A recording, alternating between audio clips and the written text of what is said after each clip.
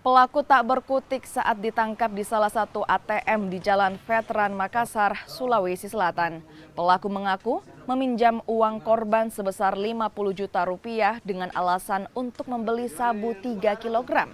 Namun pelaku sebenarnya hanya ingin membayar uang rental mobil yang digunakan selama 2 bulan sebesar 15 juta rupiah.